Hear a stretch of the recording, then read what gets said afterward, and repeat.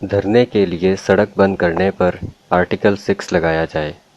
Column نگار Syed Sardar Ahmed Pirzada, the first blind journalist of Pakistan. Email safsaf@life.com، email saafsaaf@live.com، web blog www.safsaf.blogspot.com۔ روزنامہ نوائے وقت، مورخہ 15 جولائی 2016۔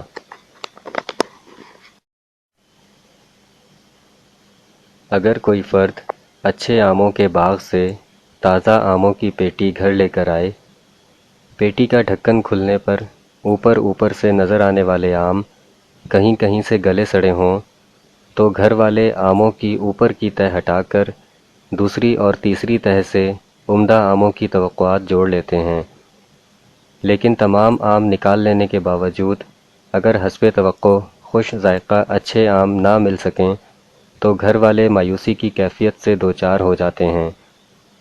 وہ سوچتے ہیں کہ آم اچھے باغ کے تھے، اچھی قیمت بھی ادا کی، پھر بھی آم خراب نکلے۔ کیا یہ ان کی قسمت تھی یا اس کا تعلق پیٹی میں آم بھرنے والوں کی بددیانتی سے تھا؟ اس مثال کو ہم اپنے ملک کی جمہوریت سے جوڑتے ہیں۔ سیاست کرنے اور حکومت چلانے کے جدید نظریات میں جمہوریت کو بہترین ذریعہ قرار دیا گیا ہے، لیکن جب ہم مغرب سے جمہوریت کو اپنے گھر لے کر آئے تو جمہوریت کا میٹھا رس پینے کے منتظر سب لوگ مایوس ہوتے گئے۔ مایوسی کی یہ کہانی نئی نہیں پرانی ہے، لیکن ہم موجودہ کہانی کو ہی لیں گے۔ جمہوریت میں ابن سلطان کی گنجائش نہیں ہوتی، اس میں ابن غریب بھی حکومت کا سربراہ بن سکتا ہے۔ مغرب میں خاندانی سیاست جمہوریت کے لیے زہر قاتل ہے، جبکہ ہمارے ہاں اسے آب حیات بنا کر پیا جاتا ہے۔ یورپ، امریکہ جیسے جمہوریت کے اچھے باغوں میں عوام کے ٹیکس کی رقم کو انتہائی مقدس امانت سمجھا جاتا ہے۔ ہماری جمہوریت میں عوام کے ٹیکس کی رقم کے ساتھ اٹھا کر لائی ہوئی غریب کی لڑکی سے زیادہ بدتر سلوک کیا جاتا ہے۔ وہاں کی جمہوریت میں بڑی بڑی رقوم تو ایک طرف، سرکاری خزانے کو ایک پیسے کا نقصان پہنچانے والے کو بھی پلک جھپکتے میں بدترین مجرم قرار دے دیا جاتا ہے۔ اگر وہ مر بھی جائے تو اس کی قبر سے نفرت کی جاتی ہے۔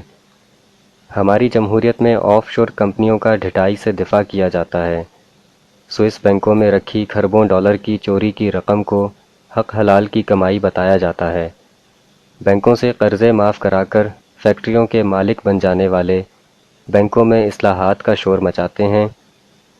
یورپ، امریکہ جیسے جمہوریت کے اچھے باغوں میں قانون سب کے لیے برابر ہوتا ہے۔ وہاں ٹریفک کی خلاف ورزی پر امریکہ کے صدر کی بیٹی کو بھی گرفتار کر لیا جاتا ہے۔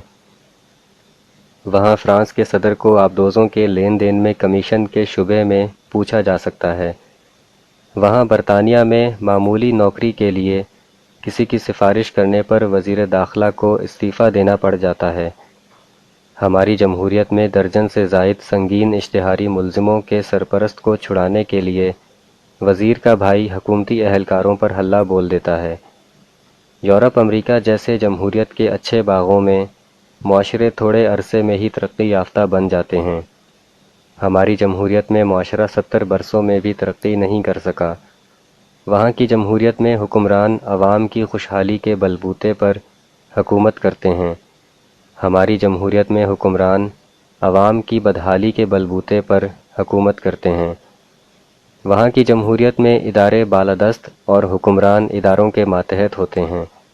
ہماری جمہوریت میں حکمران اداروں کو ماتحت بنا کر خود بالادست بنتے ہیں۔ اب کوئی بتلائے کہ ہم بتلائیں کیا؟ ہم جمہوریت کی پیٹی اچھے باغوں سے لے کر آئے، لیکن پیٹی کھلنے پر مایوسی ہوئی۔ کیا یہ ہماری قسمت تھی یا جمہوریت کی پیٹی میں فروٹ بھرنے والوں کی بدترین بددیانتی؟ اب یہی سب سیاستدان متحدہ اپوزیشن اور حکومت کی صورت میں ہمارے سامنے ہیں۔ عوام کی اکثریتی رائے ہے کہ ایک دوسرے کو کرپٹ کہنے والے ایک دوسرے سے بڑھ کر کرپٹ ہیں۔ جلسے جلوس اور اظہار رائے کی آزادی وہاں کی جمہوریت کی خوبصورتی ہوتی ہے، لیکن ہمارے سیاستدانوں کی مفاد پرست سیاست کے باعث جمہوریت کی اس خوبصورتی سے عوام نفرت کرنے لگے ہیں۔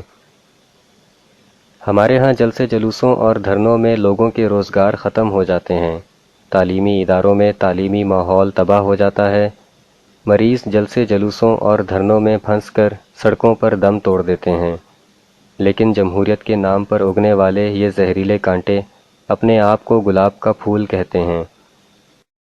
کہا جاتا ہے کہ انتخابات کے مسلسل انعقاد سے جمہوریت مضبوط ہوتی ہے، لیکن ہمارے ہاں کئی انتخابات کے نتیجے میں ذوالفقار علی بھٹو، بے نظیر بھٹو، آصف علی زرداری، نواز شریف، شہباز شریف کے بعد بلاول بھٹو زرداری، آصفہ زرداری، مریم نواز اور حمزہ شہباز وغیرہ مضبوط ہوئے ہیں۔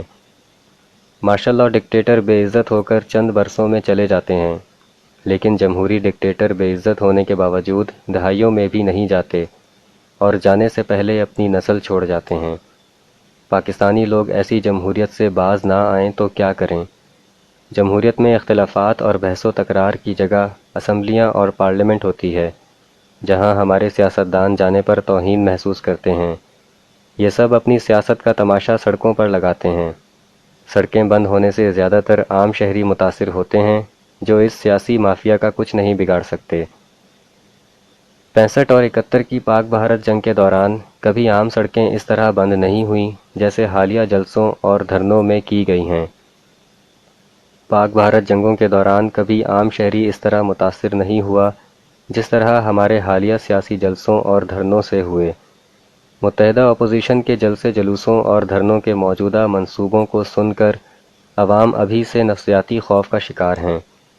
پاکستانی لوگ سپریم کورٹ کے چیف جسٹس صاحب سے اپیل کرتے ہیں کہ از خود نوٹس لے کر ان سیاستدانوں کو مفاد پرستی کے لیے سڑکوں پر جلسے جلوسوں اور دھرنوں سے روکیں۔ سڑکیں عوام کی سہولت کے لیے بنائی جاتی ہیں، ان کا استعمال ہر شہری کا بنیادی آئینی حق ہے۔ سڑکوں کو جلسوں اور دھرنوں کے لیے بند کر کے عوام کو بنیادی شہری حقوق سے محروم کرنا کیا آئین میں دیے گئے بنیادی حقوق کی خلاف ورزی نہیں ہے؟ کیا اس پر آرٹیکل 6 کا اطلاق نہیں ہو سکتا؟